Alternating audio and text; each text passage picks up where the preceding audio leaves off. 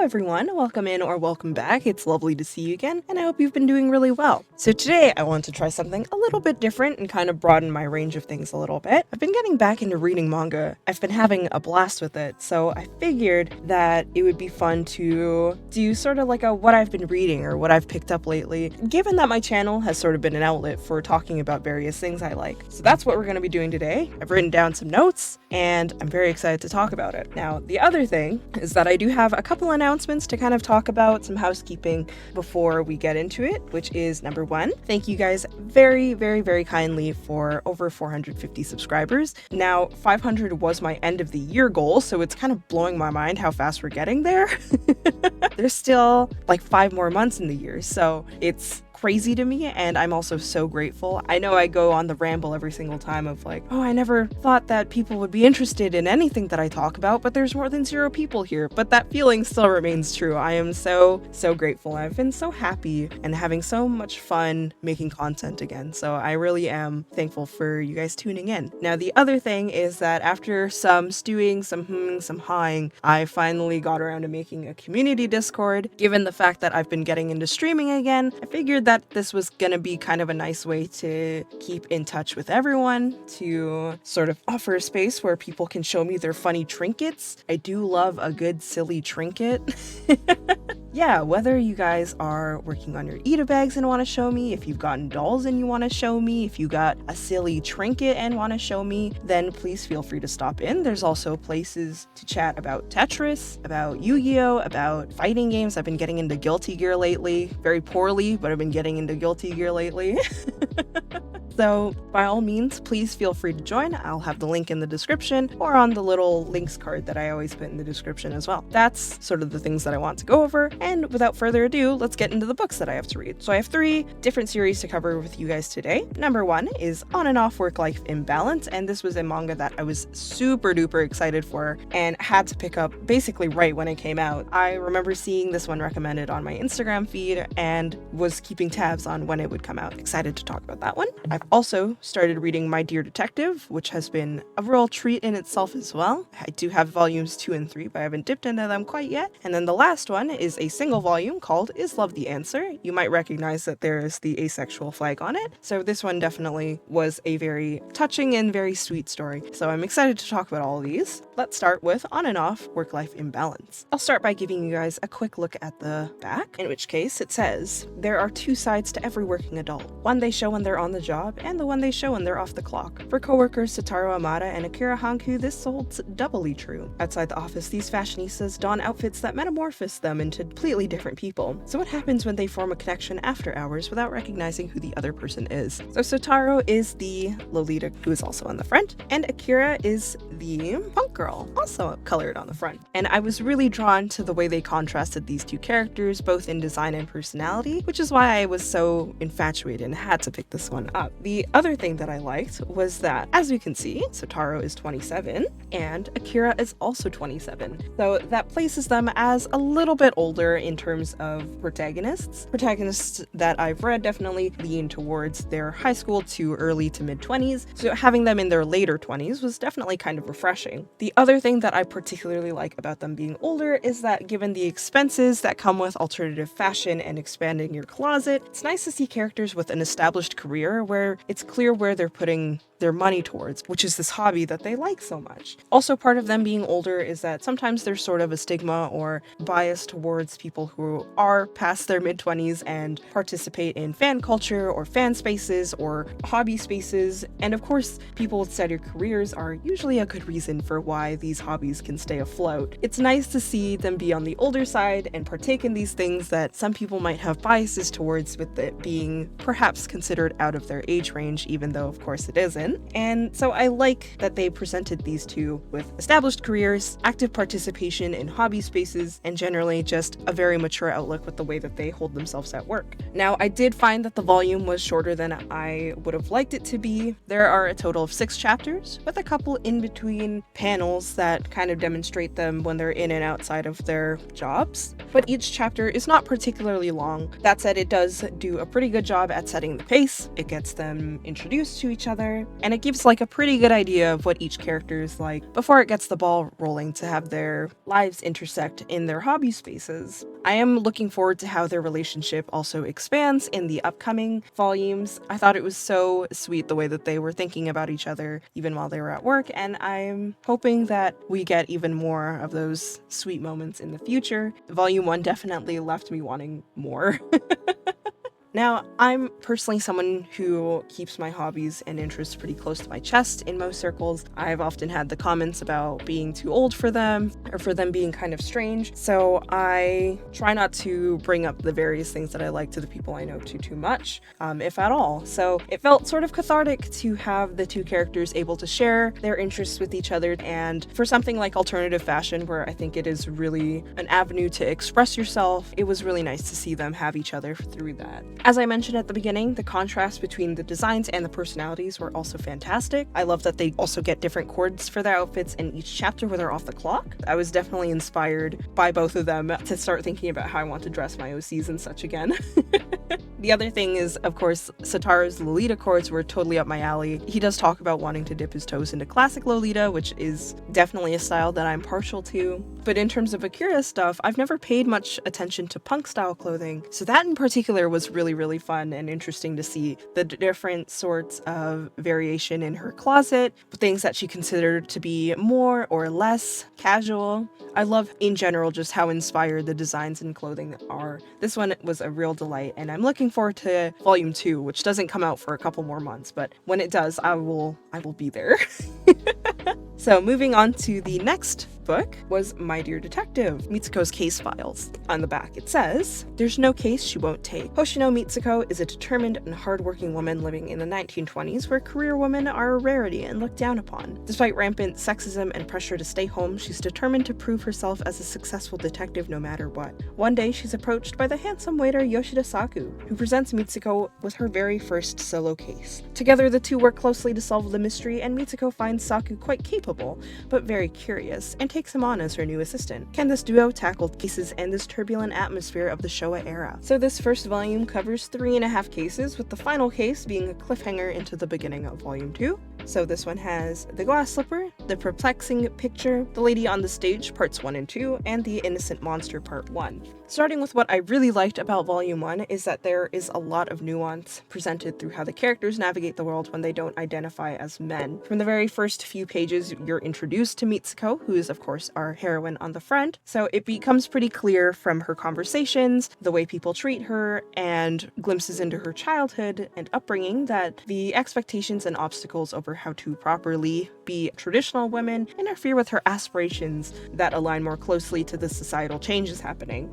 But these barriers and discriminatory behavior don't hinder her, and I really admire that. So with these stories that take place in older time periods, female characters, they end up with a really interesting sense of duality and fluidity in the way that they navigate the world. And what I mean by that is there's this stark awareness that they have to have about public and personal opinion. There's this awareness they have to have about public and personal affairs, and a lot of that ends up categorizing what is or isn't appropriate because they are susceptible to scrutiny due to their position or their identity. So to build an example, while the professional world might claim that personal feelings in a case are inappropriate, Mitsuko does a really great job at approaching her clients with empathy and a care that doesn't diminish her credibility at all given the standards of the time, even if that means waiting until the very last second till the case is closed to be able to say those kind words to them. I thought that she really sticks to her values in a way that was really enviable. Now onto the male lead, Saku does take kind of a backseat in this one. Little crumbs are kind of talked about with his backstory or his personality, but for the most part, he is there as a support character to Mitsuko in this volume. He was a really great foil to Mitsuko's personality since he's a lot more carefree and a lot more open. So on the surface, he does show himself as very cheerful, but he proves himself to be really attentive to detail, which I really enjoyed. And so despite certain aspects of his characters that they could have easily fallen into overusing him, they don't end up doing that in a way that overtakes Mitsuko's role, neither in the story or her career. And I like that this story definitely centers Mitsuko as the heart of the manga, as the driving force of it, because she is, after all, in the subtitle. But as a whole, I definitely really look forward to learning more about Saku as we get into the future volumes. Another detail that I really liked about Saku that was in one of the early chapters is that he does take on multiple part-time jobs, and a waiter is one of them. When someone comes in during the first case, Saku remembers the person, he remembers the person that they came with, their backgrounds, and what I liked about it is, as someone who kind of works a similar job,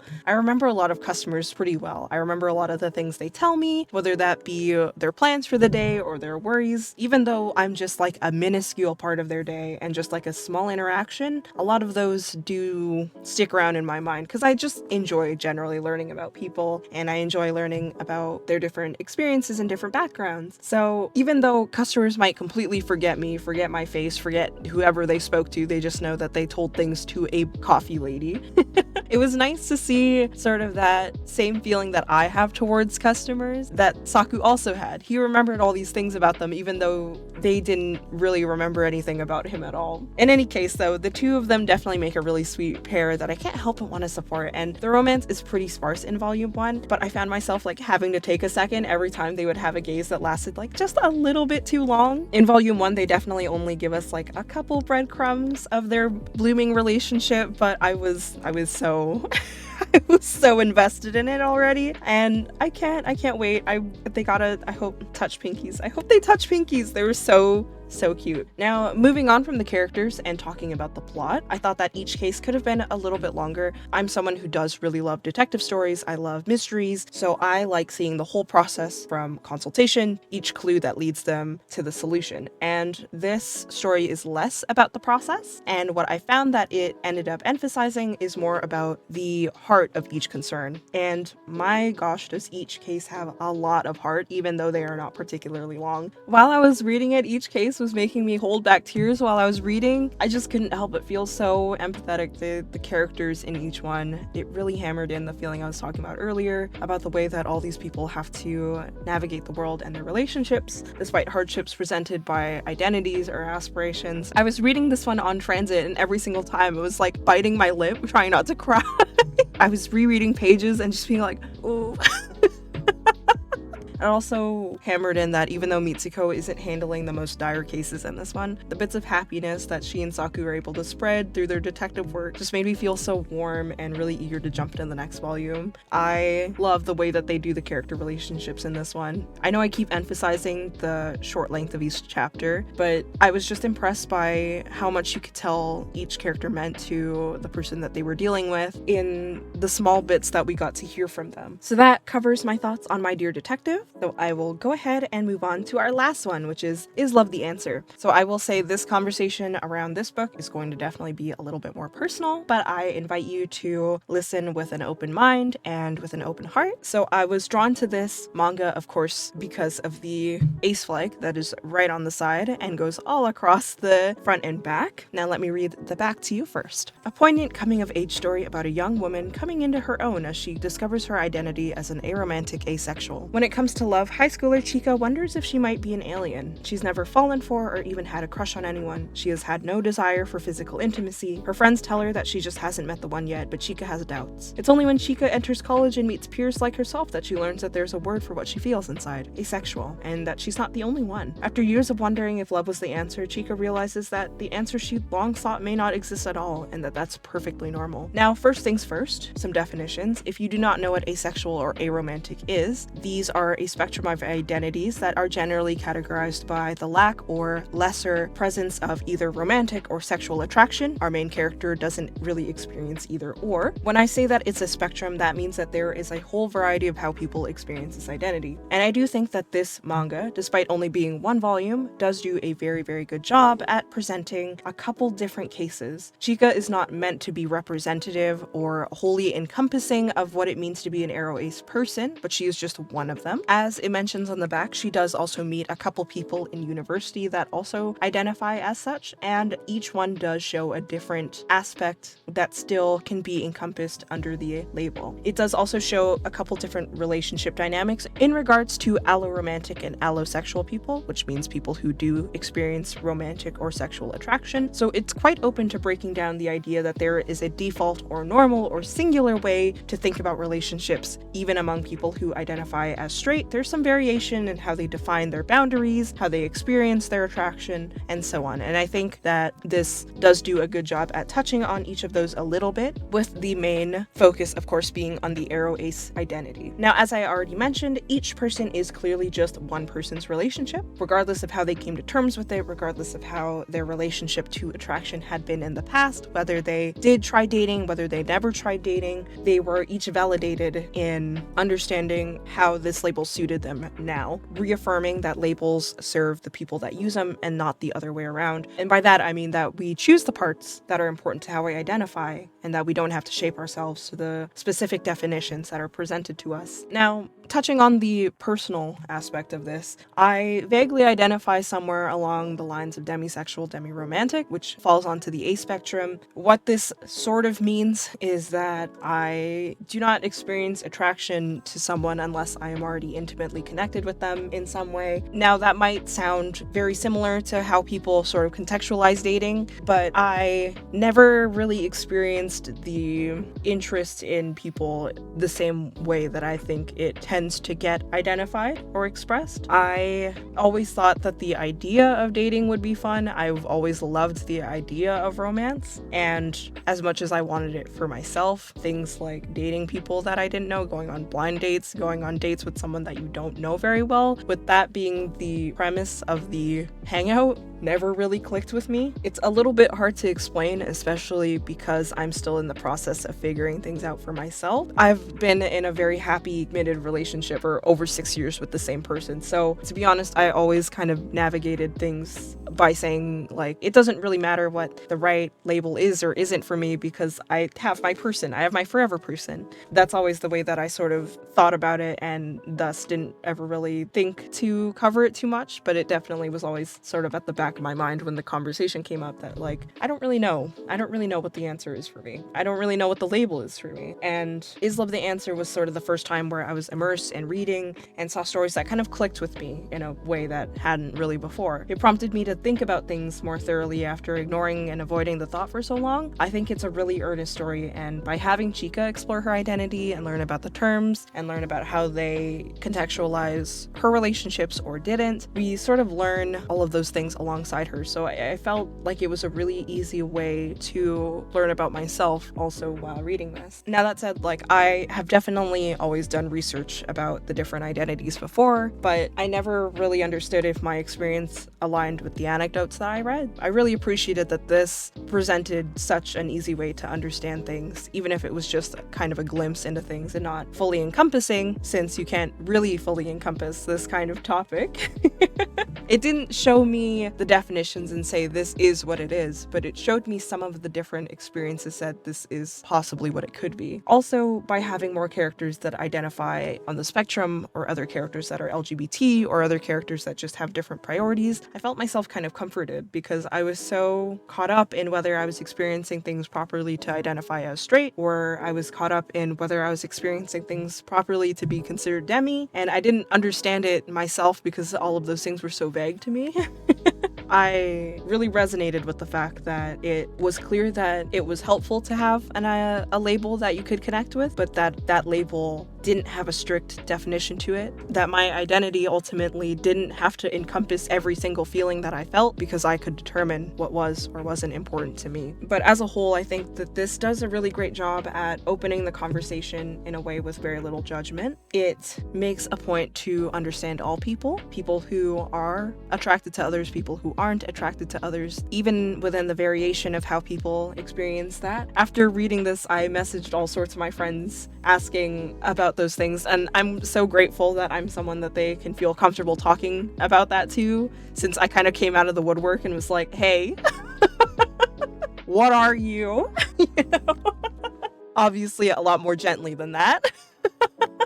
I definitely think that this had a lot of value, whether you do identify as part of the community or not. I think this has a lot of value in reading, trying to understand the different people that are out there. I think sometimes there's kind of a taboo in talking about these openly, or rather, I think sometimes it's difficult to prompt the conversation in a way that doesn't make people feel uncomfortable. Now, I do have a background that is specifically interested in relationships, but learning to navigate these conversations in a way that is open-minded, open-hearted, understanding, and with kindness and empathy, I think is something that a lot of people could benefit from, and I think it would open the doors to helping people feel more seen. Now, that was a lot of conversation just around the topic. I barely even touched the characters of this. Chika in general, I thought was a really delightful protagonist. She does go through a lot of those things that I understood as well, not to the extent that she did, since I still do feel attraction, but in those terms of wondering if she was just going to grow into things, if she was going to feel the same as her friends, if it would work out if she found the right person. A lot of those things I resonated with and didn't necessarily realize would potentially align with the experiences of the A spectrum. So as a whole, I thought that each story brought up, each experience brought up was really thoughtful, really thought-provoking, very considerate, as is kind of the theme with this. I do wish it was longer. It would have been nice to be able to explore more of her relationships, but I understand that this is not necessarily a manga covering her relationships with other people. It is a manga covering her relationship with herself and her self-identity. Chika was a wonderful protagonist that I thought did a really great job at being sort of our piece to learn about everything through, and it's easy to see the way that she ends up at certain conclusions, even if those conclusions end up being not necessarily incorrect, but not fitting for her. In the corner, we can see that this says, from the creator of Minakun is asexual, and I'm interested in reading that in the future as well. I really admired the way that they went about covering the topic here, and I can tell that it is something that they are fairly passionate about, trying to spread awareness for. And I also really like this format of delivery, because sometimes it can be kind of overwhelming when you are looking up information. So when you get something like a story, when you get something like a coming of age story also, it kind of brings you through things in a way that may resonate with different experiences of your youth as well, even if you do not identify the same way. Those were my thoughts on this one. Also, the art for all three of these were really beautiful. The attention to detail on the outfits on and off Work-Life Imbalance were gorgeous. I love the way that they did the color blocking and hatching in this one. Mitsuko's hair is usually filled in completely black with some white highlights, and Saku's hair is shaded, which kind of gives it the effect of gel. You can see the side character here has a gradient. So the different techniques used in this one were really, really pretty. And for Is Love the Answer, the art style was also really, really cute. Very soft looking, and the panels where they draw Chika in space wondering if she may or may not be an alien were really, really beautifully done. Very floaty and just generally very pretty. So these were the three that I read as of late. If you have recommendations, if you've read any of these before, then I would definitely love to know your thoughts. If any of these caught your interest, then I would love to know what you thought as well. I know that especially with something like manga or comics, then sometimes it can be really easy to just sort of breeze through everything. So it was nice to be able to sit down and sort of talk about each thing that I liked more slowly and kind of settle on the details that stood out to me. I hope that if you did enjoy this sort of format, that you can let me know so that I can do more of these in the future. I have been really, really enjoying reading lately, so now, with all that said, I will see you guys next time, whether that be in a stream or a video, which I can say properly now that I have actually been streaming again. And I hope that you have a beautiful, wonderful, gorgeous, immaculate, blessed, fantastic day, and take care of yourselves. Bye-bye!